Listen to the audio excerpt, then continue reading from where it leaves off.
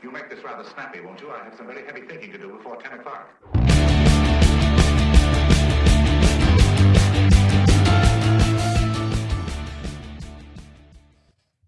Good morning, everybody. This is Get It Right. Guten Morgen. Guten Morgen. I don't know That's how you anything. say it in German. Yes, what I've heard that. Yeah. Guten Morgen. So I'm Terry. And I'm Trey. And then we have Mike. As always, our trio. friend and podcast partner, Scott. We're still the trio. Yep. We'll always be the trio. That's it. We That's it. really are. And miss that guy, but just appreciate the fact that he was a huge part of us getting started with it down this path. And got my radio career started. There you go. we started, well, mine too, to some degree. Yeah. So I did different stuff. I didn't always do everything with him, but I did mostly with his stuff. Right. So anyhow. We go live every Friday morning, 7:30, right here on Facebook and YouTube. That's right. And it lives, the archives live. If you miss us live, live for 30 days on Facebook and eternity. Yes. So maybe, I don't know. Yeah, they live for a long time. Our stuff from the beginning of our show, we've done about 2 years now. Yeah. We got 150 something. Some episodes, yeah. I think so, yeah. So, you think about it, that's quite a while, but all that's in the archives, but it's still on the YouTube archives. Yep, there you go. Yep, and so we've got a guest this morning. Yeah, Makenzie Vandiver, who's the principal of Hirschi Middle School. So we'll explain all that. Yep. I went to Hirschi High School. Mike and I went to Hirschi High School. My kids went to Hirschi High School. The district has changed that, basically closed Kirby. Yeah. It is now Hirschi Middle School, and it has turned over to a charter school concept. I believe that's what it is. Right. And but we're going to talk about Makenzie. He's going to talk about the difference because it is a public-owned school. Right. The WFISD but still operated owns it. Internally by a Internally, contractor. that's a perfect way to say it. Yeah, externally, the building and all that's operated by the WFISD. The students are WFISD. Right. They're assigned, that's their catchment area. Yeah. But internally, I think it's run almost exclusively by the company he works for. So I think it's just a very interesting thing. He seemed like a really nice guy. I got to speak with him for about 15 minutes or so one time, and well, we'll have more information right at 8 o'clock there. Yeah. When he walks in. So we got some great guests coming up too. Man, you got Tim Short. He was our first official guest, That's I right. think, on the podcast. Mayor Tim Short. He'll be in next week. And we got Chip Filer from the other one, Ben Chip Filer. But anyway, Chip Filer, everybody knows him as Chip. But he's actually the CEO and is he also executive director, I guess? I think so. Hotter Than Hell. Hotter Than Hell, yeah. And that's coming up. Yeah, and we got a lot going on. Now, I don't know, who's this? Emily Antonio, she's the MSU Turning Point USA. Oh, okay, yeah. Seemed like a really nice girl. And, that was the one Steve Garner suggested we get on. So, yeah. Okay, Cindy Schaefer from the Chamber. Mm-hmm. And that'll be her first time here since she's come in as Chamber. Wanted to give her a little time. Yeah. Ron was on with us kind of regularly, but Cindy seemed like a really nice lady. I met her and talked to her, and so excited to have her on. Yep, and then finally Representative David Spiller. Yeah. And he's going to talk to us and about more. And more. James Frank will be on at some point. I've already talked to his people. My people talk to his people. No, right. Well, his new people will be currently Judge Johnson. Yeah, he's going to be his chief of staff. Chief of staff. But I've already talked to Bob Payton, who's his district director. Oh, okay. See, well, that's one of his people. He's got a lot of people. Yeah, so he does. They have multiple people. But anyhow, so I've already talked to him. He's confirmed that he's interested in coming in. Okay.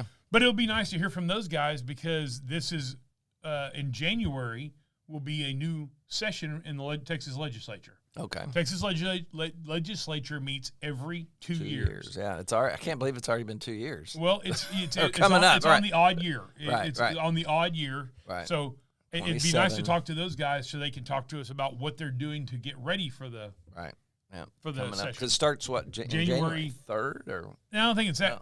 I think it's the 5th, 6th or something. But they gavel in pretty early in January. Okay.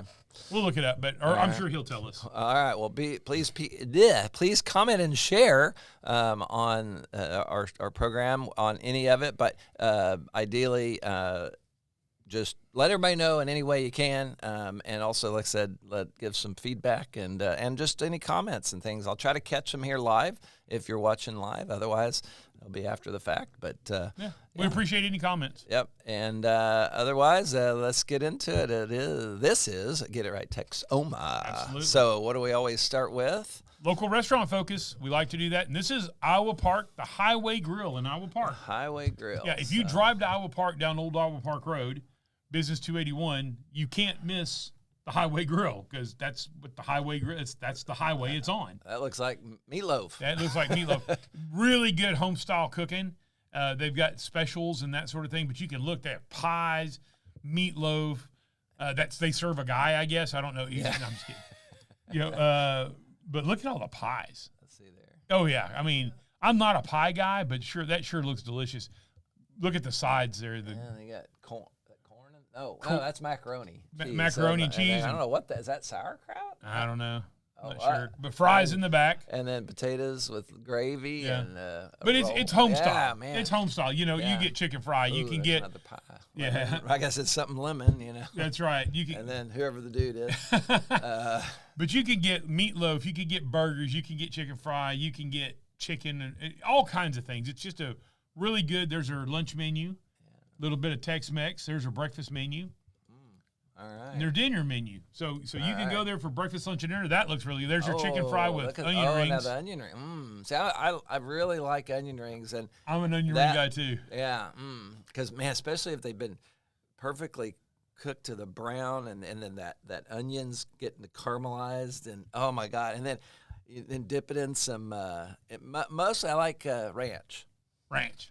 So I'll have to Ranch go has there. taken over. Ranch had a hell of a good publicist. About 20 years ago, you never heard of, ranch on only salads.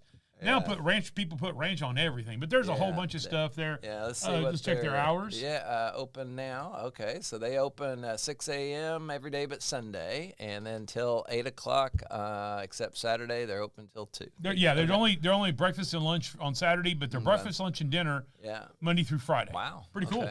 All right. Yeah. Check them out, the Highway Grill in Iowa Park. It's right down the road.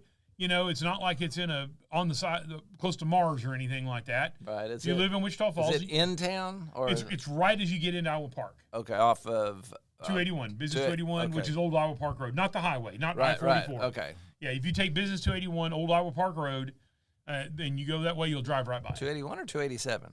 281. All right. 287, I'm sorry. Okay, I was going to say Business 287. Yeah, I had it. Yeah, 287. Okay, cool. Business 287, Old Iowa Park Road. All right. Gotcha. Then we are, let's see then. What do we got? A little bit more Iowa Park news. It seems like a little bit Iowa Park centric here. The Lady Hawks, their softball team, advanced to the state championship game for the first time in program history. They did fall to Grandview 2-0, which I knew that's soccer. 2-0. Yeah. 2-0 if it's baseball or softball. And at the same time, the Iowa Park Hawks, the baseball team, they advanced to the state semifinal, and which is tying the deepest run that they've ever gone to, which was last year.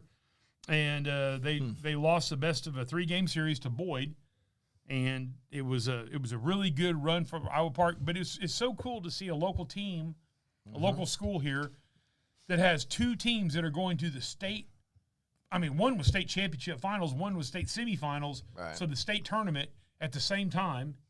Girls and boys. Scot Green was the coach of Iowa Park baseball, and he's going to retire after this season. Okay. So this was his last game as coaching.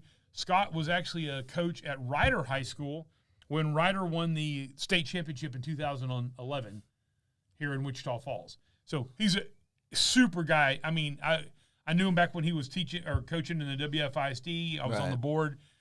Super nice guy, great coach, good person, and he's had a huge successful career at Ryder High School in Wichita Falls and at Iowa Park in baseball. So congratulations to Scott.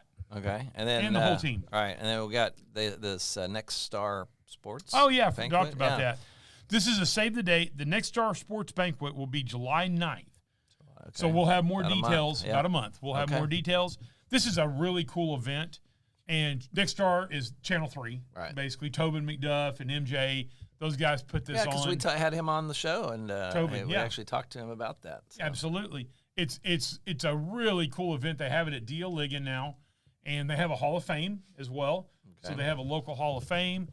They bring in guests from that, and but it's a great experience. There's a dinner. The nice thing is you can have a dinner. You can do a table with a dinner like on the floor where you're close to the stage and all that, or for pretty reasonable price for like $5 or something. It's a little bit to do the table. You could sit up in the bleachers for almost nothing and just watch the whole event. Okay. But a lot of local, and when I say local, I don't mean just in Wichita Falls and right in the, I mean, we go out to Nocona, Montague, Vernon, Northside, so it's a pretty good wide swath there. And it's celebrating the best of high school athletics. Yeah. Okay. Well, cool. And college. They have college. There's a college thing. And then even people that do posts, like Jacob Rodriguez, who just was drafted by the Miami Dolphins, who's a Rider graduate. And so, anyhow, it's cool. Okay. Well, cool. All right. Well, what's that next one there? Wichita Mountains Wildlife Refuge celebrates 125 years. That's right. And new visitors center, the refuge, not the refugee, but the refuge will premiere a new film that's all over the map, produced by filmmaker Peter Streamer. Yeah. Look at the name. Yeah. I was almost like going, either that's his pseudonym or that was just serendipity. The film will be shown at the Visitors Center, so go check that out. So that's what, have you been? I've never been there. Oh, yeah, I have. Oh, it's been a little while. So the Wichita Mountains is a really cool, it's a mountain range. Yeah. It's about 45 minutes away from us. Or big hills in Texas. No, but we're not in Texas. That's not in Texas. Yeah, it's mountains. It's technically, yeah, it's probably a mountain. It's not the Rocky Mountains. I don't remember what Mount Scott is. You could look, but it's the tallest mountain out there. Yeah. It's a long way up there. Actually, Mount Scott is not the tallest. There's another mountain that's a little taller than Mount Scott, but you can't. I mean, you got to climb. You could climb it. You can't drive to it. Yeah. Well, the reason I say that in the hill country, and out in. Yeah, but these are higher than the hill country. No, I know. But I'm just saying, in Texas, we just call it a big hill. Oh. That's why we call it the hill country. Maybe they are technically mountains. People don't. We have a big mountain range in Texas as well. Yeah. Southwest Texas. It's high desert. Right. But Fort Stockton. No, not Fort Stockton. I just lost it. Fort Davis. Fort Davis is actually a mile high. Okay. So you talk about people talk about the Mile High City. Yeah. Fort Davis, the city of Fort Davis is up a mile. It's a mile high as well. Okay. And the McDonald Observatory there. But the cool thing about it is you can go to see some mountains if you like mountains. You can go check them out, and it's 45 minutes away. And it's not just the mountains. I mean, it's a beautiful drive through there. They've got lakes and a lot of buffalo, prairie dog town. There's all kinds of cool stuff to see there.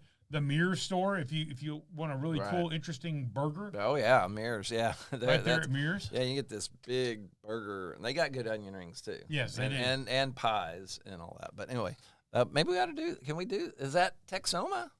Oh, it's Texoma, yeah. Maybe we need to highlight that one time. Maybe so, Mears, yeah. Yeah. Because Texoma is Texas, Oklahoma, and that's probably the edge of what we would consider Texoma. Right. But it's close enough, and it's interesting. But go check it out if you have time. Medicine Park is right there. There's a little town there. Yeah, I've been right there. On the river. Mm-hmm. Beautiful. Yep. So it's just a really nice place. It's a different. If you're not from Wichita Falls, if you go east of Wichita Falls, we get into some rolling hills. It doesn't take very far to go east, get to rolling hills. If you turn and look west, if you look hard enough, you can see tomorrow. Right. I mean, it's pretty flat. Yeah. But this is just 45 minutes north of us. Right. And there's something, I believe that it runs east and west. And I think it's one of the only few mountain ranges in the world that actually run. I know in America, they actually run in east and west. Because you think about the Appalachians, the Sacramentos, the Rockies, they all run north-south. And I'm pretty sure I remember this. It's been a long time since I heard this. But I'm pretty sure the mountain range actually runs east to west. Okay. Geological one. Yeah. And there's good hiking if you're into hiking, good rock climbing, camping. They have camping there. They have old mines because they used to mine silver out of there. There's a mine that I was in years ago. I used to go there and camping and go to the caves and mines. And there's one that goes in. It seems like it's a long way. It's probably 100 yards. Yeah. But 100 yards when you got nothing but a flashlight, because we didn't have cell phones or anything like that. 100 yards with a little flashlight, it gets pretty dark in there. And there were bats in there and all that. All right. Well, then, all right. What's on this thing here that you It's just going? interesting. The Secretary of State, this is data from the Secretary of State's office, showing that there were 829,000 mail-in and in-person votes cast in the Republican primary during the early week. And it reflects a 103% increase from the Republican primary in 2020.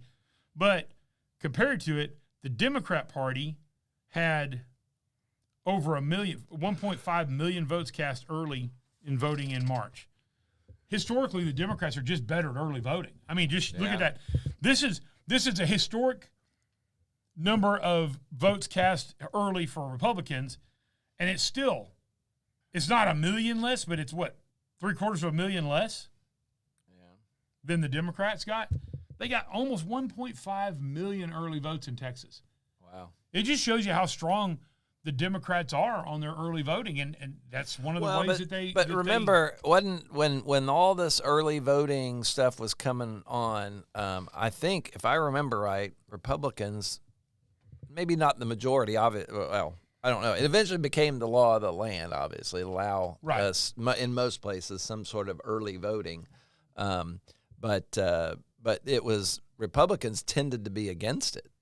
Yeah, because they were, a lot of people that say, look, we need to. It needs to be all the same day. We're basing the information, basing our decision on the same information that everybody's basing it on the same information at the same time. Right. And because if you think about it, in early, you could have somebody, some scandal come out just at the last minute. You look at what's happening in Maine. Yeah. Right now, there's been a lot of early votes cast. So yeah, it is. It just goes to show. It's just good data. I always am a data guy, Right. And it just goes to show how the Democrats really are much stronger. At early voting in the state of Texas. Right. But now we embrace it and say, hey, get out there, because it's like once the rule comes on, right? It's like we've talked about being on a board or whatever. Even if you don't agree with a particular issue, once the board makes that decision, whether you agreed with it or not, right, you have to support it. So yeah. So anyway, all right. That's before cool. our guest comes on, we had one.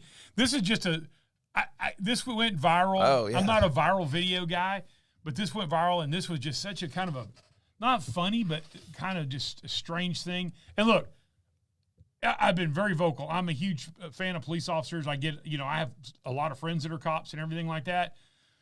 But this is a cop that kind of got caught a little bit with not his pants down. This isn't anything horrible, but would not just relent. Yeah, let me see if I can cue this up here. Okay. You'll have to go a little bit. Yeah. Can you have sound? Let's see. I'll get it on here. I'll get it queued up here. We'll go. I don't want to go full. Okay. Yeah, here, we got it. Oh man. Hang on. Yeah, you got to go back a little bit. Oh, yeah, go back. Okay, so this lady, basically what happens, she gets pulled over. They're doing sometimes the police departments do a specific thing. They're looking for seatbelt violations, looking for, whether people are using cell phones and all that. Right. And by the way, look, I think people texting while they're driving is a bad idea. So, but this is just an ironic thing. Go ahead. Okay. Here goes. What happened to my sound? Here go. No, I got it. What are you guys doing? Well, I should. Was this the video? The link? Because the link I gave you was the whole body. We were talking about politics Google, and all sorts of things. It was the Google link. Oh, but I'm out here. The link I gave you the whole body cam. We're going to waste too much time on this. Well, no, that's the link that came up right there when I. Yeah. Oh, when I clicked on it? Yeah, when I clicked on it. It was a whole body cam that I saw. But anyhow, what happens? The police officer pulls this lady over, and he walks up there. He's very polite. He says, "I pulled you over because you were using your right hand to text while you were driving, and we're doing a sting." And she went, "I don't think I was." And he goes, "Yeah, you were." And she went like this, and she has a stub. She doesn't have her right hand. Right. And she's really funny. That's kind of what I want. The lady is so calm and cool about it, and really kind of funny because she's like, "I wasn't." And she said, "So do you want to just call this a day?" He ended up getting her a ticket. Of course, she beat it in court. But it was never a bad interaction with the police officer, other than he just wasn't willing to kind of relent on that. She was texting with her right hand, and she goes, "Well, you said, yeah." Here we go. Let's. This is why you're being pulled over. The city of Lake Worth today, we're doing an operation for distracted driver, and you drove past me holding the phone with your right hand, manipulating that phone. Right. I mean, I saw you with the phone in your hand. Obviously not. So you want to just call this a day? Or? I don't want to call it a day. She's really good, and she's very calm. Everybody's calm on the thing. Nothing bad happens. But it is a time when sometimes police officers do need to back off a little bit. This guy just decided he was going to dig in. You're saying that you saw me with I know what I just said. I know what I just said. I'm asking you now. Did you or not have your phone on your hand? I did not. You did not have your phone on your hand? Watch this. Hand to God. You did not have phone in your hand. Hand to God. The other hand to God. He said hand to God. Hand to God. Cool. You got the driver's license registration? Anyhow, we can stop it. Yeah. In the end, he wrote her a ticket. Obviously, it was dismissed in court. But it was really the police officer was never abrupt or anything like that. He was very professional, and the lady was really funny and had great timing. But it's one of those times when, if you're a cop, at some point just go, hey, sorry, I thought I saw something, and move on. This guy had dug in. He's like, nope, I'm right. He'd already made his mind up. And I've had that happen before. I had a police officer in New Mexico, and I was speeding. Right. But he walked up there. He already had the ticket 3/4 of the way. This is back in the old days when they wrote tickets. Right. He had the dang thing almost all the way filled out by the time he walked there, and I go, okay, I'm getting a ticket. Yeah. Well, I must say that I have a pretty good record of getting warnings. I do too. Yeah. It's a lot of ways where you respect. Exactly. You're respectful, and you try to you try to make their job easy and everything else. But it was just really funny. And that lady, if you get a chance, watch the whole video. Right. That lady was hilarious. She had great comedic timing. Yeah. And it was just a real funny thing. So anyhow, all right, we're gonna move on to our special guest. Yeah. He's here. You can come on. He can come on in. We do a live transition. Yep. We get you all set up and he even looks like a principal today. I'm almost scared that I have to go to the principal's office. Oh. I had when I was on the. Pull that on up and right into that mic. Told you he's tall, so the tall microphone was right. Yeah, there we go. All right. It's funny. So when I was on the school board, I was school board president, and we were gonna build a career education center. We had looked at some property, and it was over close to Hirschi actually, and we thought this would be a great place. It's right off the highway. And John Forsard was the superintendent. He called me and he said, Trey, when can you come to my office? I said, I guess in a little while. He said, I need you to come as quick as you can. I'm like, oh my goodness. And of course, your mind goes, oh my God, what happened? Who touched a kid? Who did something crazy, right? Yeah. I show up there and I walked in. I said, Dr. Forsard, this feels like I'm back in high school and I've been called to the principal's office. It was a bad soil thing. We ended up moving it somewhere else. But this morning we have Makenzie Vandiver. How are you? Doing really well. How are y'all? Doing good. And Makenzie is the principal of what we now Hirschi Middle School. I was said earlier, Hirschi High School. That's where Mike and I, our podcast partner, went. My kids all went to Hirschi High School and stuff like that. But Hirschi has changed to a middle school, and then it's changed formats. So tell us a little bit about, I guess, the company. It's kind of strange to say. It is.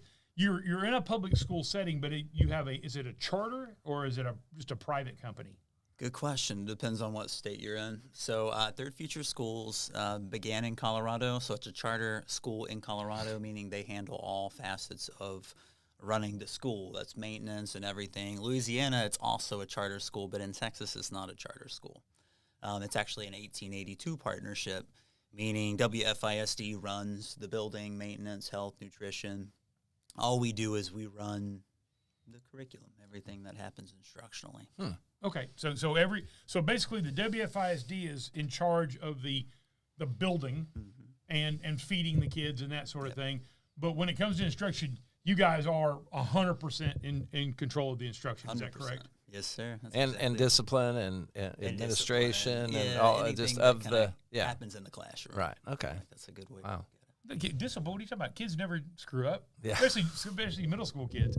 Now, is it middle school there? Is it 6th, 7th, and 8th? Mm-hmm. Okay. 6th, 7th, 8th grade. We're just under 600 kids enrolled. So I was actually on the board when we went to a middle school concept. So for many, many years in Wichita Falls, it was a junior high. So it was 7th and 8th. 6th grade was in elementary school. And that was one of the most controversial things we did. I've been accused of everything, but we, the curriculum of the state of Texas is everything is middle school. I mean, that's kind of really common. Like if you're on a book committee or something like that and you're evaluating books, if you're elementary, you stop at 5th grade in the state of Texas. So we moved to middle school, and I just didn't know if that's the way it went. So the kids they're WFISD students, and they're actually assigned to this school. It's not like a magnet school choice thing. They're assigned there in the catchment zone. Is that correct? Yeah. So like in Midland, where Third Future also operates, it's choice, you know. In Wichita Falls, it's just where you're zoned. And there's like a little bit of, I've learned, you know, there's like a little bit of leeway, and there was kind of rezoning that took place. But, you know, our kids at Hirschi, they're at Hirschi because that's where they're zoned to be, you know. And a little bit about Third Future is we are turnaround specialists. So we specialize in taking these kind of underperforming schools, these schools that have been failing for multiple years, and then we have a 3-year contract to turn them around. Can't speak for all of Third Future, but I know we operate with urgency. So we aim to turn the school around in year 1 because we only have 1 year with the 8th grade, you know. Right. 6th grade, we got multiple years, so we can catch You got them all 3 up years, and push them ahead. But 8th grade, there was some real urgency, you know, because they're headed to legacy, you know, and we want them to feel successful, to believe, to be confident, so they can graduate legacy and have choices in life. You know, that's the ultimate goal. So absolutely. So it is education wise. So tell me a little bit. Have you ever been in public education, or have you always been in this environment? I have. So I got my master's degree. It was paid for. It was really cool. It was like I was in a classroom in Chattanooga, Tennessee for a year. And then they paid for me to get my master's, you know, and I kind of worked for them too at the same time, but that was through Hamilton County School District. Right after I graduated, I actually worked as a chemist, you know, because I love science as well. I was by myself a lot for 12 hours a day, and so I was like, you know what, this is not what I want out of life. I can imagine after having a conversation, you're a very good conversational person. That would be strange to be a locked away scientist. So. Yeah, and I would see occasionally, but you know, these people like no personal skills. I'm like, what am I doing here? Yeah. You know, so I was just thinking I want to make a difference, and so I started teaching that next year. I taught a couple of different science preps at Lafayette High School. And so this is a rural school in Georgia, you know, underachieving as well for the most part. But I coached track and I taught science, and I was just left alone. Nobody taught me how to do anything. I saw my principal maybe twice a year, and I'm a smart person, so I figured it out, you know. And I looked at my last paycheck, and this was right at COVID, and I'm like, I can't do this, you know. So there's got to be something in the middle, and so I was like, Meredith, my wife, I would like to go to Midland, Texas to take this 5th grade science teaching position that pays double what we make here. And she was like, no way, you know, all our family is there. Her family, my family, everybody lives within about a 30-minute radius of This is in Tennessee or Georgia? Tennessee, Georgia. It's okay, like right at the state there. line. Yeah, Chattanooga's right there. Close, yeah, Chattanooga. So we took that and, you know, never looked back, and it was wild. I taught 5th grade science and got paid significantly more money, like a livable wage, I guess. And you know, didn't look back, and just really, really glad it worked out the way that it did, because Third Future is tough, and you'll hear it and you'll see it, but it pays really, really well, and then gets outcomes. And at the end of the day, that's what it's about. It's about changing kids' lives. So tell us, what did you come into when you walked in the building the first day of, you know, doing all this new stuff in Wichita Falls? Yeah, so, we moved in July, but I was offered the job early June. So they were like, hey, you know, do you want to take this? Because I was actually going to write curriculum for Houston ISD. I was going to take a break and write chemistry curriculum, just recharge the batteries. And Mr. Craddock called me, and he was like, hey, what do you think about this? I know now, who's Mr. Craddock? Our superintendent. Okay. So which is the big boss. There man. used to be a guy that we used to have a state representative, Tom Craddock. Oh, or cool. U.S. I think he was U.S. representative. Tom Craddock was from here. Okay. In this area.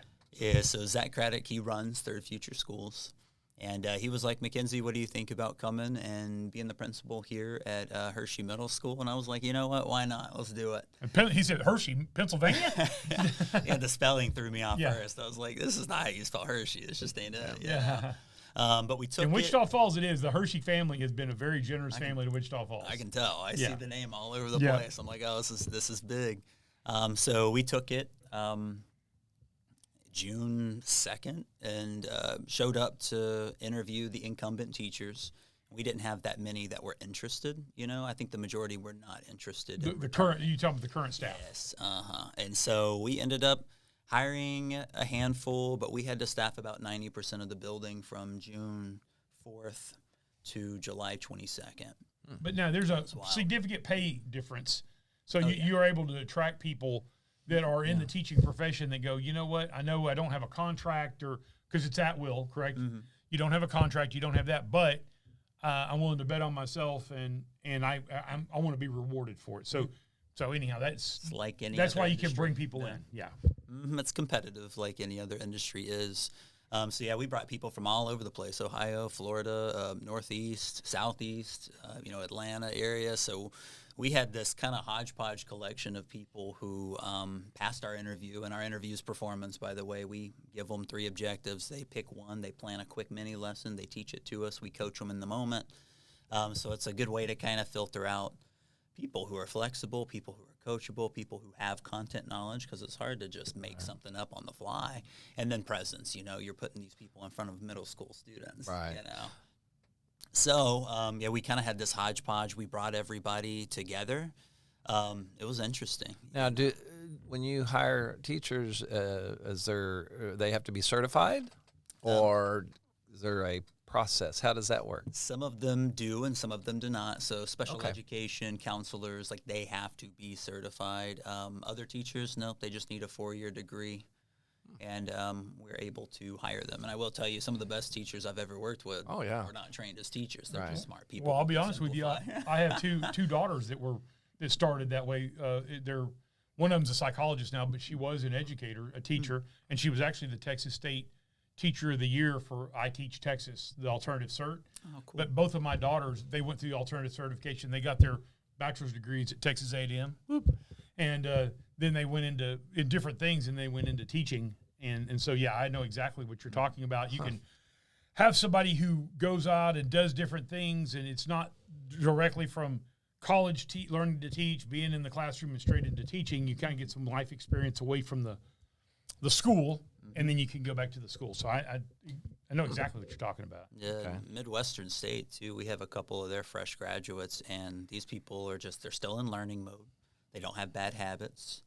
They're energetic, they're passionate, and so we had a lot of success with that. And oftentimes our instructional model is so unique that you get a veteran teacher, and they're like, I don't want to do it this way. This is too hard. This is too much. Right. And so it was a lot. The startup, getting everybody to buy in, getting the kids to buy in, getting the community to buy in. And be more wind at our back instead of wind from the front, kind of slowing us down. But really successful. I mean, it was a really great first year.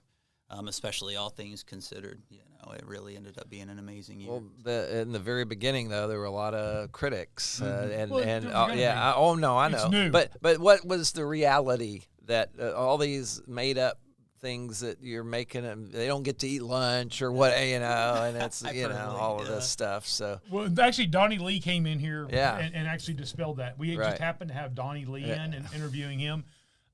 Which superintendent of WFISD, and that news had just hit, or that whatever had just hit, and he came in, and what Donnie Lee actually said was, the one thing you can say about a school is there's not a place outside a bathroom that doesn't have cameras. And when that happened, we reviewed the camera, and almost like Warner Wolf, let's go to the videotape, and said, this is actually what the reality is. So, and like a little bit of perspective. So we get to this campus, and a large number of our students, they don't read anywhere close to where they're supposed to read. A large percentage can't do basic multiplication facts. And so I'm looking at 8th graders, and I'm thinking, how are we going to teach, you had to solve two-step inequalities, or, when you can't multiply, 2 times 2. And I'm not joking. Like, that's kind of where we were at. And so, again, our expectations are high. Our urgency is even higher. So I looked at it as this is a chance for them to get some extra reps. We don't do homework. We honor their time at their house. Oh, wow. So no homework. No, we don't do homework. Homework's inequitable, because when I was growing up, my mom helped me with my homework. Yeah. I did my homework mostly till 6th, Right. 7th, 8th grade. So, no, we work really, really hard at school, and then you go home. But I actually ran it. And so, and Miss Diane Taylor, too, who is an absolute just wonderful, She huge was the advocate. principal at Kirby when my kids were there. Yeah, her name's on the on the library. But she came. She was helping me to do the flashcards, and what it was they would line up, and I just pull a random flashcard, and if they did not get it, then they went to the back of the line, and and then everybody goes through. And once I got to the kids who hadn't got it, I would show them some tricks. Hey, with your 9s real quick, 9 times 3, put your third finger down. What do you see? 72, and so it was teaching, because I'm a teacher. Never heard that one. That's interesting. Yeah, and so it was a moment to teach, and the kids really started to like it, and they started to get disappointed when I was not there. Now, some of the kids, they nervous. They're, like, and I'm like, this is life, though. Life is going to put you on the spot like this. Yeah, but you're not going wrong. I mean, y'all are encouraging. Sure. I mean, that's just, It was fun. Yeah, you're being encouraging, and it's one of those deals that people look. Kids are the worst. I don't want to screw them. I don't want to be told what to do. Blah blah blah. Kids crave discipline. Children, most kids do. I mean, look, you got to take what the average person. You have people that are on the edges, but the average kid likes discipline and structure. Right. Well, that and the thing is, though, a lot of your discipline issues comes from boredom from the kid. They're very sharp. They just need their minds occupied with something worthwhile, not just idle. I used to get in trouble for talking. That was I was talkative in class, and that's what it was. It was like, this is boring. Yeah. What are the citizenship scores? That's what when I was in school. Citizenship. It was E for excellent, or O for outstanding, E for excellent, S for satisfactory, N for needs improvement, and unsatisfactory. And I was in that needs improvement a lot.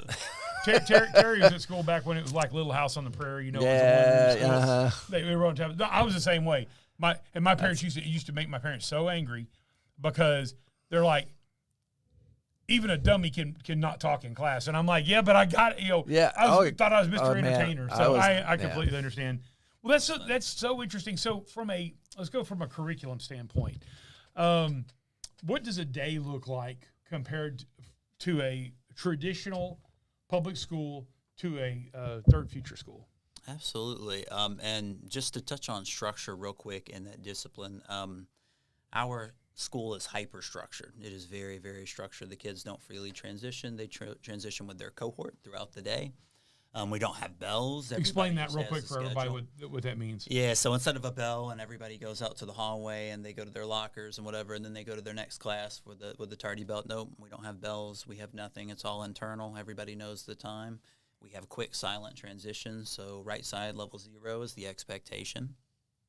Because what happens in the hallway spills over into the classroom. Yeah, that's right. And that's where a lot of shit goes down, is in the hallways. Oh, yeah, bathrooms and hallways. And when I was talking to the teachers from last year, they were telling me it was just chaotic at times. Getting a kid into a classroom, not running around, was really, really difficult. They said dismissal. Everybody's just holding their breath every day with dismissal. And so we bring a level of structure. They don't like it at first, and they grow to like it. And then, pretty soon they're going home, and they're like, hey, I learned today. I was able to learn today. Our classrooms look very much the same way. They're all positioned to the back of the class. They all have a ViewSonic, limited things on the walls. They're able to really focus in on the educator, and they're able to focus in on the content. Every classroom you go into, it looks really, really similar. The students are set up in dyad, little couplets, so that they can turn and talk to their partner. Supplies are out. We provide all of that. Kids just need to bring themselves a good attitude. But pretty soon, it was just a few days, and the kids were bought in. The kids were there, like, right away. They were like, wow, I like this.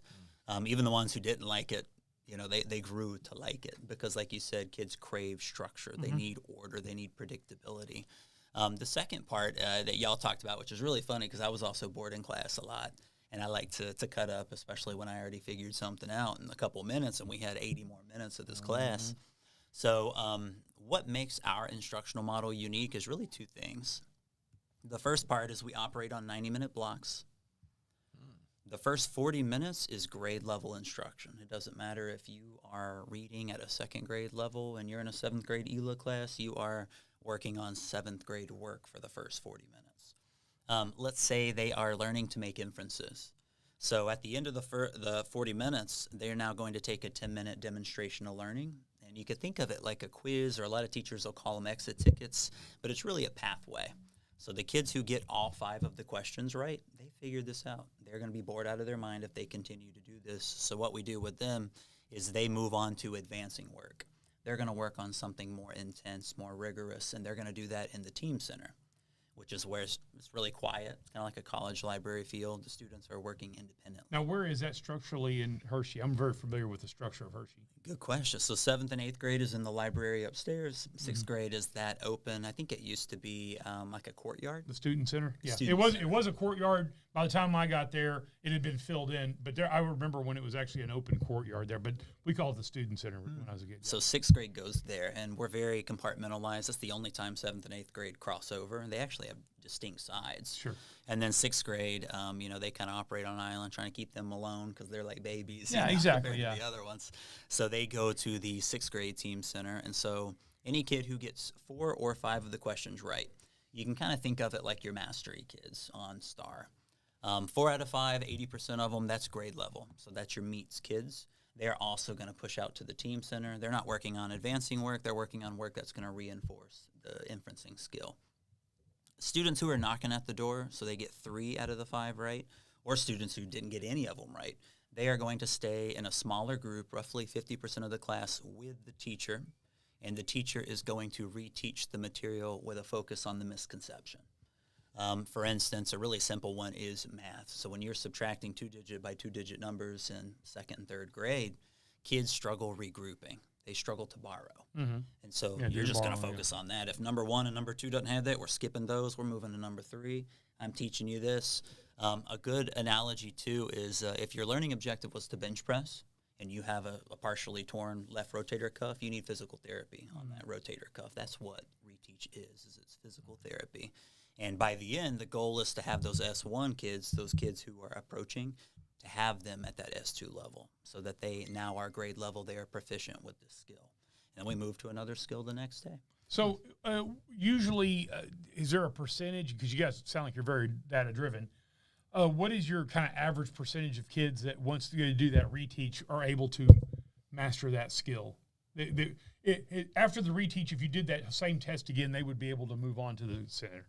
I would say early in the year, it was probably about 20 to 30%. Right. And we call them level up. So grades are kind of it's kind of made up. You know what I mean? To me, it's all about hard work and it's about growth. And if you work hard and you got good teaching happening, they're going to grow. It's going to take care of itself.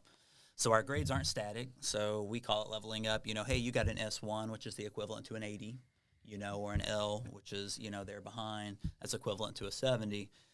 It's not about where you're at in the beginning or the middle. It's about how you finish. Exactly. And so, hey, at the end of reteach, we got 2 independent reps that kind of parallel that DOL. You got both those right. I'm leveling you up. Great job. You're leveling up to that S2. By the end of the year, it was probably more like 40 and 50%. Wow. So basically, by the end of the year, almost 50% of the kids had, after that reteach, they had learned that concept enough to where they could have, where they mastered that to move on. That's they were to retake it. Yeah. And that's the goal, right? And you just one skill at a time, inferencing, and then we're going to hit author's purpose, then we're going to hit theme, and we're going to hit figurative language little by little, and then we spiral too. So we'll come back to this a couple months from now. We're going to hit this again. And it really works. The kids, they learn. They learn really well. The second really unique thing, and you talked about data, and I'm huge on data. Absolutely. Well, first off, you're a chemist. It. I mean, it's in your blood, and you look like a data guy. I mean, you're central casting on the data guy. So I love it. And what we do, the second thing we do is there's no lecture. When I was in school, it was lecture. Teacher will have you hold your hand up. At the end, you take a quiz. That's the end. Yeah. My issue with this, like autopsy, it's like this guy died of a heart attack, and it's too late. What do we do with that? So what we do instead is every 3 to 4 minutes, we use something called the multiple response strategy. We don't ask one kid any question. We have whiteboards. Everybody, I want to see the answer to number 3 on your whiteboard. You have 1 minute, go. Everybody fist bump your partner. I want you to turn and talk to your partner. What is the first step in solving this equation? Everybody, write down on your response card, what is the independent variable, and explain how you know. So we don't ask one kid any question. We ask everybody. We have everyone, we don't just ask them questions either. We have them show us on your whiteboard. Whiteboard's up.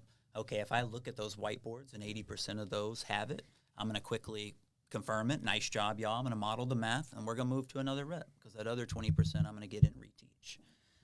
If I'm looking up and it's at 50% of my kids have it, excellent. Stand up. If you got, 3, I want you to find somebody that does not have it, and I want you to teach them why the answer is 3. And so the kids are now the teachers. They're going around, and kids listen to other kids. And Absolutely. It's like That's very successful. And when you model. have to teach something, you dig into a different part of your brain, and you actually learn it. You have to learn it first where you're confident to teach you have to it. have the full concept. Yeah, you actually have to understand it at a deeper level, and that's what I've always thought. That I prepare differently when I'm teaching something versus just reading it. And to learn it only, You can teach it. You really know what, right. And that's what we're doing is kind of too. Now, if the teacher, we're going to follow up another rep, hey, we're at 80% again. Great job. Teachers, give yourselves a pat on the back. If they crash and burn, okay, that's an opportunity for the teacher to get in there and to model. This is what we did wrong right here. We do an inverse operations, and we're supposed to subtract this 5 before we go over here and divide this 2. And you're able to do it in real time and then give them another rep, do it again. It's like coaching. It's like my coach, you're running this slant and you're cutting it 5 yards and it's meant to be a 10-yard slant. The ball's going to get picked off. And then the coach, what is he going to do? He's going to have you do it again. And it's the same, same concept. And again. And so our teachers, and again. Exactly. We get through reps. Our teachers are facilitators. They are guides. They are coaches. They are not like lecturers. I'm just going to talk my head off because I got my degree in this and I know this like the back of my hand, and then you're going to take that quiz. No. Our MRS is to go ahead and explain that. Multiple response strategy. So that's that whiteboard, that's that turn and talk, that's that response card, because our kids read, write, think, and discuss in every class all day, every day. But they're like physicals. Going to the doctor and you're not dead of a heart attack. It's like, hey, you've got to stop eating all this bacon. Your cholesterol's too high. There's time to do something about that. That's what our teachers do. They collect data and they do something about it. And then again, at the 40-minute mark, hard stop. Everybody's taking this demonstration of learning so that we can get them in that productive struggle for the second part of class. So how are you recording? Talk about the whiteboard. That's just a magic marker type.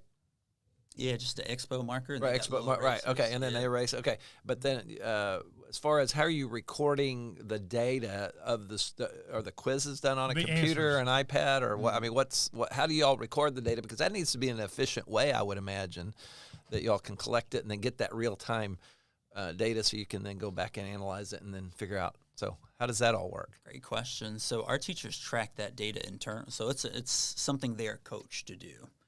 The data we want to track is that DOL data is what we want to look at.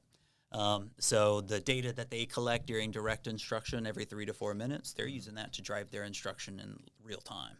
And then they're keeping in mind, they're really struggling with this. I need to hit this and reteach. But again, the DOL is the objective data that's going to determine where they. The DOL again. I'm sorry. Demonstration of learning. Okay, and so then that quiz, that path. But the quiz when they're at. But is technology? Are they using to record it, or how are they record? Or manually? We do. We record that. That's one of their grades. So their mean DOL score is one of their grades. Okay, gotcha.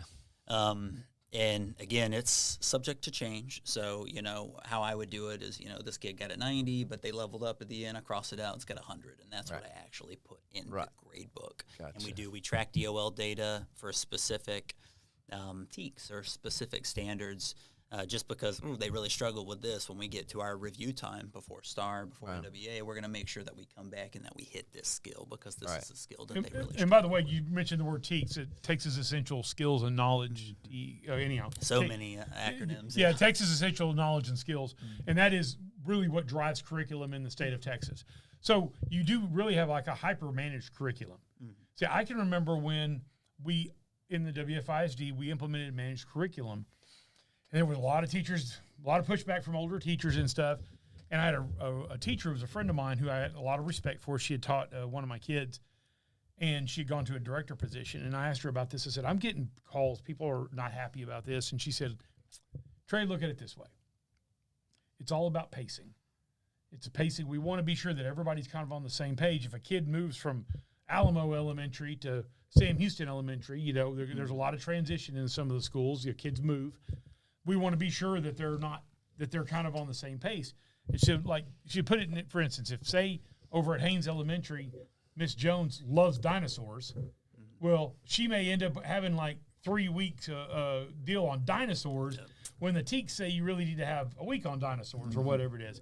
And it was just a way to manage the curriculum to make sure everybody was pacing at the same pace and was on the teaks, was following the teaks. Yeah. Yeah, your history teachers were the worst. You know, I love Civil War. It's not even in the curriculum. I want to talk about it a lot. I had one, she was enamored with JFK, so all we had to do was bring up JFK, and she was going on a 45 tangent, you know. And, I had a college professor. I literally had a college professor that was like that. You could bring up the Queen of England, and God dang, you go off. Here we go. Everybody buckle up. It's time to relax. Well, okay. So I'm a little confused just of the schedule, because you said that 90 minutes. Okay. So when I was in middle school, I was in Texas, in Fort Worth. I'm sure it was similar here. It was. So a traditional school, how many? Because we were on trimester back then. Is it a traditional middle school model right now? Is a semester still? Okay. So how many classes? How many different subjects is a student going through during their 16 weeks, right, of semester, right? So how long? Well, that's what college was anyway. So during the spring or fall, how many classes are the kids taking? Great question. So they have 4 classes per day. Reading and math are always one of those classes. So they take reading and math every day.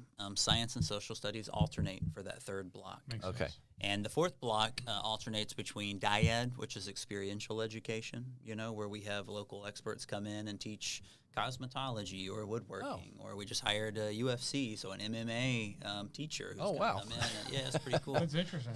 The other class they alternate with is called Art of Thinking. And Art of Thinking is Third Future specific. So speaking of curriculum, it was all created by Mike Miles, who's currently the Houston ISD superintendent.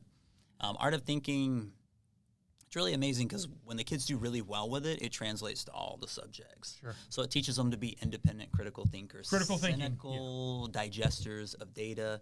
It's really cool, though. It goes into psychology, so it goes into biases, it goes into propaganda, it goes into logical fallacies. I mean, it's really interesting. The curriculum is wild. It's wild. It's a good time in there because you're talking about take that class. That sounds really different things.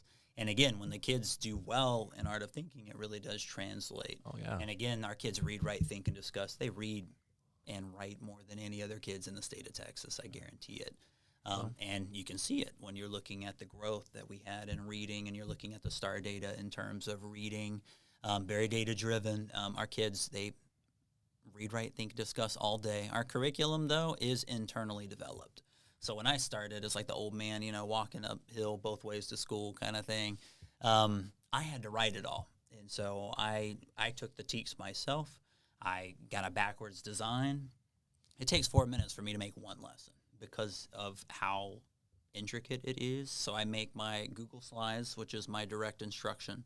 First 40 minutes, I have to create a DOL, which needs to be at grade level. So it's got to be STAR, NWA based.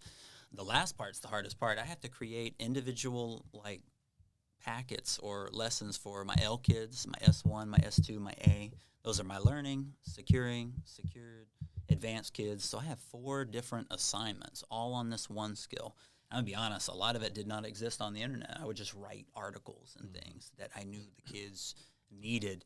And so what Third Future did is they're trying to create a better work-life balance. They created these LCD, these LSAE curriculum developer. It's like an acronym within an acronym.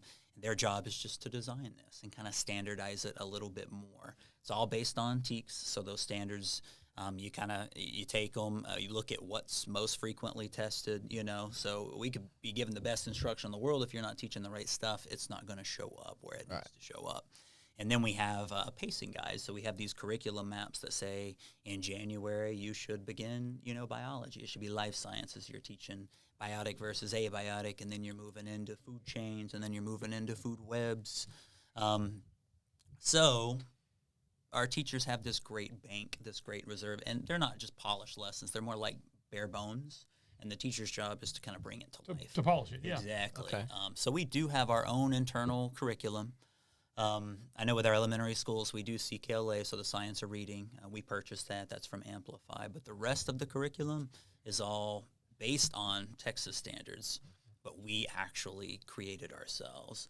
And just a little bit more about technology. We don't use much technology, so we have the ViewSonic in the front, the smart board, where the teacher is going to show their slides.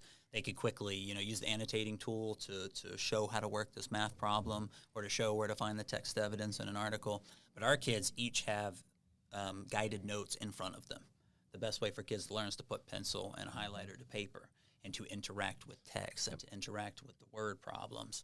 And so we go through a whole lot of paper, but again, it's the best way. Research shows it's the best way for the kids to connect to the learning. Wow. Our DOL, mostly on paper. There's a couple who do like a quick Google form. I know I did because had it like self-graded. It was just nice. It made it easier for me. Most of our teachers, though, it's paper. They grade in real time. The kids have 10 minutes. They go around. As kids finish one, they grade it. Two, some of them have like this secret code they're doing, so the kids don't catch on. But as a teacher, you just saw this kid. Yeah. They got through 8 reps. Right. You know already where they're supposed to be,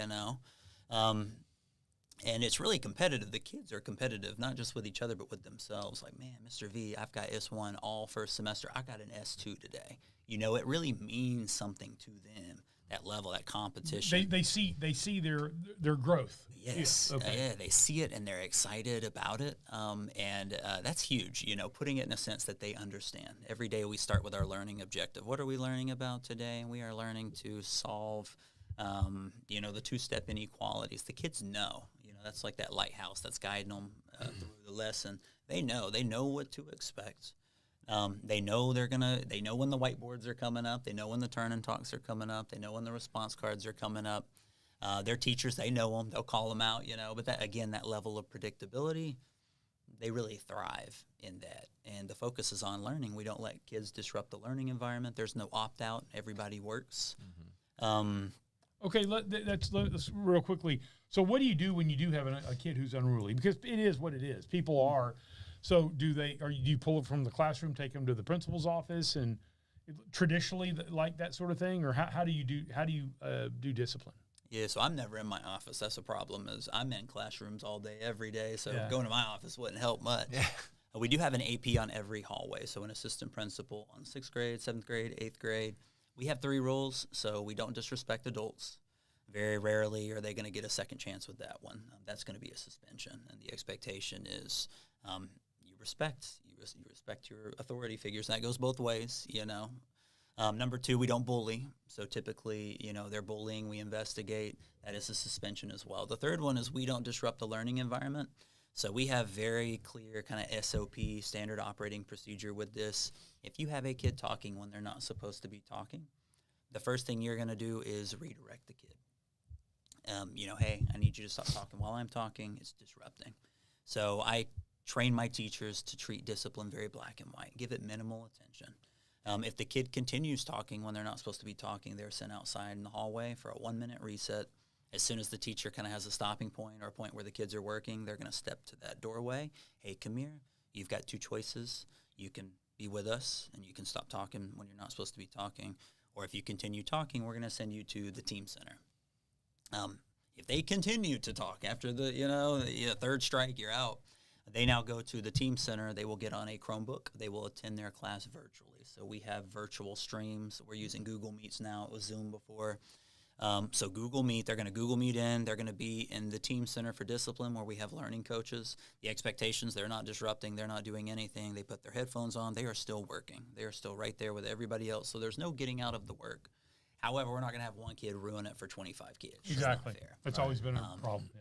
And every kid, every parent has complained to me, they can't do this, they can't do that. You can't learn when you have chaos like that. No. And like y'all talked about, it could be kids who are bored. It could be, a kid who, I can't read. This is a defense mechanism. It could be a kid who didn't get breakfast that morning. Maybe they need something to eat.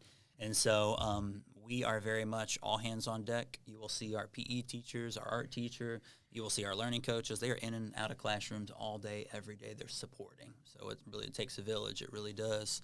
And, if I see a kid and I know, okay, what's going on with you? I'm hungry. Okay, I'm going to go get you a snack real quick. Bring it to the hallway.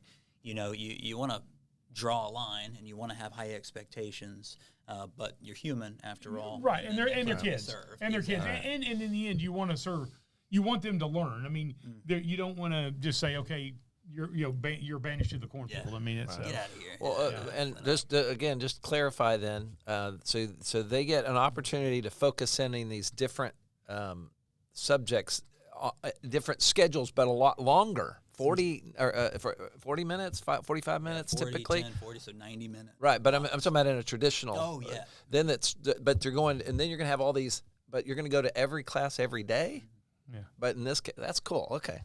So they don't go back to that same class either. Right. If a teacher sends you out, you don't go back to that same class. You get another chance. You go to your next class. However, if you were to mess up again, mess ups again in the next class, we do send home. So we suspend kids. So you send them to the house. They do go home. Okay. And the expectation I'm good with that. is the expectation. We hold everybody accountable to whatever. If we say it, we're going to hold you accountable to it.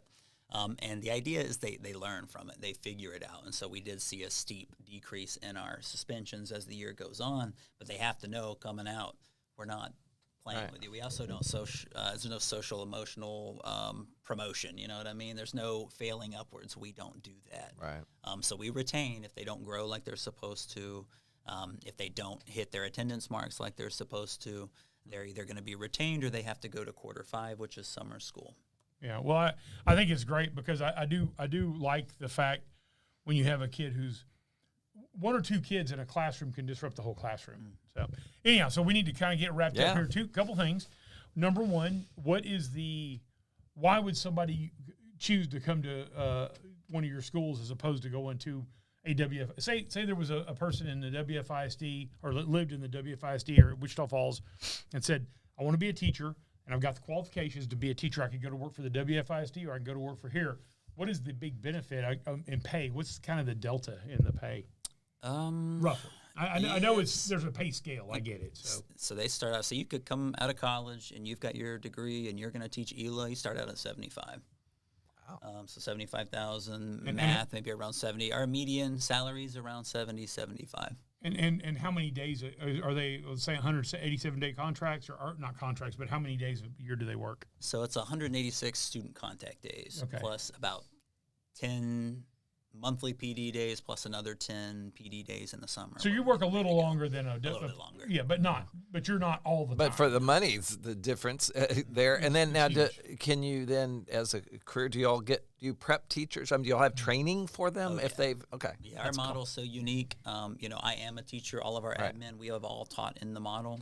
I spend my day coaching teachers. We believe effective teachers make the most difference. If I can get in there and I can train this teacher up to be proficient at our standard, our expectation, those kids want to be in that classroom. They're learning. They're having a good time, and that is how you get results. We have a campus full of top-notch teachers. I mean, like we've had Marath, we've had Dr. Garza, Dr. Lee, all these superintendents from all over Texas come. They observe Region 9, and they're just blown away at the quality of instruction. It's because we coach them all day, every day. I know what great instruction looks like. I coach my APs to also know. We calibrate. We walk together every day for an hour, making sure that everything looks like it's supposed to look. So, but the other side of this is if you do have a teacher who's underperforming and you've given them their chances and all that, it is very difficult. People don't realize it can be very difficult, especially once somebody gets off a probationary contract in a public school, to move a teacher on. It takes a while, but you guys, it's just like a regular job, like everything else. If you're not performing, you're gone. Wow. Now, we're going to coach a lot. You're going to give a chance. You're not going to, not the first day, I meet with them. I show them how to plan. I mean, I will go way out of my way to train up teachers, and I have a few that's on my list every day that I coach up daily, just as an added support. And it's not a gotcha. The coaching is very much relationship-based. It's meant to make them the best that they can be.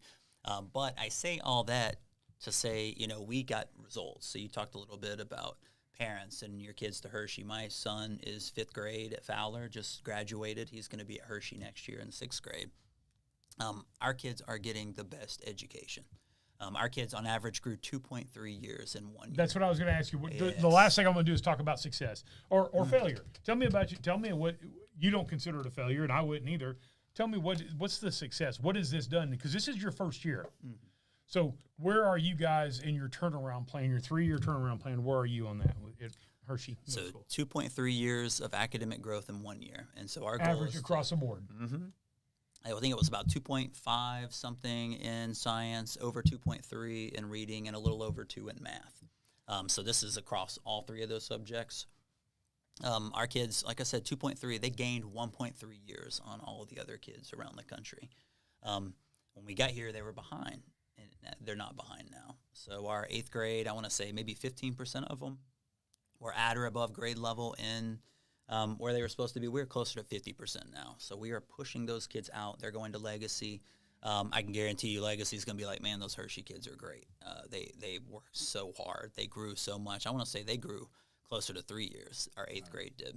A real close friend of mine's an assistant principal over at Legacy, so it'll be interesting to see from his perspective the kids that come out of Kirby. And he was actually the principal at Kirby at one time years ago. So love it. And our kids, they toured the CEC, and they were like, wow, this is the best group we had. And they're a phenomenal group. They believe in themselves. They bought in early and often. 2.3 years of growth, that's it. Star been failing for however many years, maybe 7 years. Mm-hmm. Last year they were a 64. We're projecting an 80. So we're right at that cusp of C and B. So, yeah, we had 3 years to turn this around. I don't operate that way. We're going to fix this in 1 year. And then this upcoming year, we're just getting started. So we are at an 80, which means it could be like a high C. It could be a low B. But 64 to an 80 is huge in 1 year. And we had 3 years. We got the job done in 1 year. So proud of our team, our staff. But you're not sitting back on your laurels. You're moving forward. Full speed ahead. Let's get going. Yeah. And the nice thing is, like you said, now you've got those kids. I mean, you had the 8th graders and you had 1 year with them, and that's it. But these 6th graders that you've got 2 more years with those kids. So you can that were 6th graders and they're going to go into 7th. So you can really push them to new heights. And it's wild. It goes from we are so behind to we're on grade level to now they're above. How do you grow kids who are above? I've lived it as a teacher. That's exactly what we did at Sam Houston. How do you grow kids who are already ahead? Really good A work, really good advanced work, really high quality instruction. You got to continue pushing those kids along. It's beautiful. I mean, when it comes together, it's really, really beautiful. Hard work, I'm telling you what, hardest job in education. I tell all my interviewees that. I'm going to quote myself, when we have this PD day and you're like, what did I get myself into? But I will say, teaching 5th grade science, I got better in a week than all of my master's program, all my teaching before that. Our quality of instruction is just ridiculously high. Well, and also impressive. I think it relieves the teachers of a lot of administrative and thought processes that lets them focus in on how to deliver it, not so much developing a lesson plan all the way through. So I think that's really cool because more like new teachers, people who are newer to writing curriculum. It's like any system. You get into any system, the military, right? What I was going to say is police departments, teaching, education. If you get into a system of some sort, retail is not usually like this, but a lot of businesses where they, especially their government entities, they get into a system and it's kind of part of that system. You're trying to.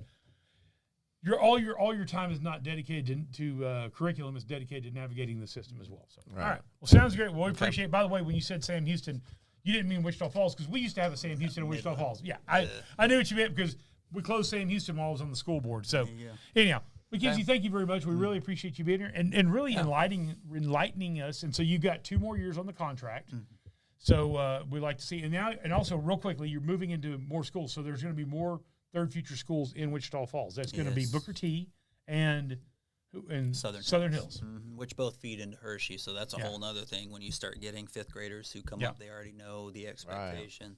Starts to compound is what really happens. And Third Future is really excellent, too, with early literacy. So it all starts in pre-K, kinder, first grade, teaching those kids how to read. Because as a teacher, I can teach a kid anything. If the kid can't read, it makes it a lot harder to do that. Right. Really quick, a statistic a lot of people don't know. Reading on second grade level is so critical that when planners plan prison systems, when they're talking about prison systems, they actually take into account how many kids are reading at second grade, on level grade at second grade level. Because it's such a profound predictor. It's such a profound predictor. It's not the only thing, obviously. No. But if it's part of their predictions, then that means it's pretty profound. All right. Makenzie, thank you so much. Good luck in the future. And I guess you're about to take off. You're going to have you a little bit of a break here. It's your summertime. Yeah. So. Yeah, I got a weekend Gulf Shore, so I'm pumped. Yeah. By the way, a family man as well. How many? 5 kids. 5 kids. Mm. He got a basketball team together. Yeah. If you have one more, then you'll have somebody, a 6-man, to come off the bench. There we go. Ready to go. All right. We'll wrap it up here. All right. Well, good deal. Well, please join us next Friday, as we always are, 7:30. And we have Tim Short, Mayor of Wichita Falls, will be our kind of our more regular guest, other than Steve Garner, I should say. Steve's kind of a step-in co-host. So well, always. I mean, we have the best guests. Let's just say and it's long form. Here's a nice thing. Yeah. You've been here 40 minutes, and we didn't have to take a commercial break. We didn't do any of that sort of stuff, and we talked, and it was all interesting, and that's what is so nice about this podcast compared to anything else around the area. We have local people who come in here and speak, and we've had Congress people, we've had state representatives, we have the mayors, we have county judges. Yep. That's what we have, but we can sit here with a long form discussion, and it's not a 2-minute thing where they stick a microphone in your face, your mouth or your face, and have you on the camera, and you talk 5 minutes on the news, and you're there for a minute and a half. So, all right, well then we'll wrap it up here, and I guess as Mike always says, we will see you down the road.